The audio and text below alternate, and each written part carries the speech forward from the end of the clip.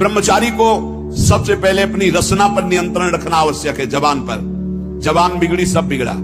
गंदे आचरण वाले, जिनको पवित्रता का ज्ञान नहीं, जिनको केवल अर्थ पिशाच हैं, नाना प्रकार की अपवित्रताएं करके तुम्हें भोजन परोसते हो, गरम गरम तुम्हारे सामने आया, तुम अमृत समझ के खा रहे हो, तुम्हारी बुद्धि नहीं खराब हो जाएगी?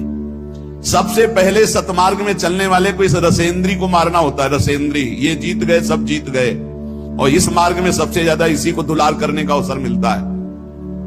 जहां निमंत्रण होगा वहां चक्क होगा, बस को खाओ और चौपट करो अपनी साधना, अपने परमार्थ को चौपट कर दो। खाना ही मृत्यु है और खाना ही जीवन है।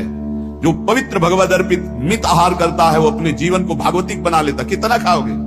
याद रखो, परमार्थ में चलने के लिए रसेंद्री को बहुत शासन में जरूरत है, बहुत शासन की जरूरत है। रसेंद्री, अगर रसेंद्री आपकी छूटी हुई है तो कोई भी इंद्री आपके कब्जे में आने वाली नहीं।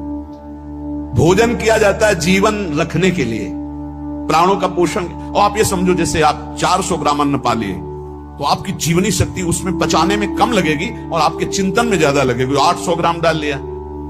एक दिन सुना था 24 घंटे में एक मानव शरीर को स्वस्थ रहने के लिए 400 ग्राम अन्न की जरूरत होती, बस।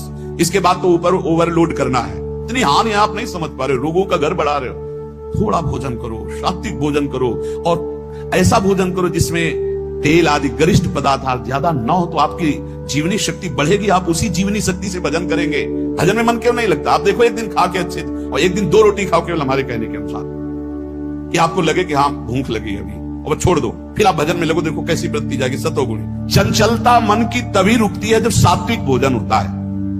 नेत्र की चपलता, बार बार इधर उधर देखना, कानों की चपलता, प्रपंच की बात सुन, हर इंद्री का ब्रह्मचर्य हमें चाहिए।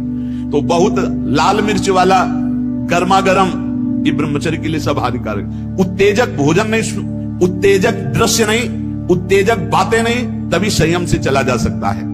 प्रतिदिन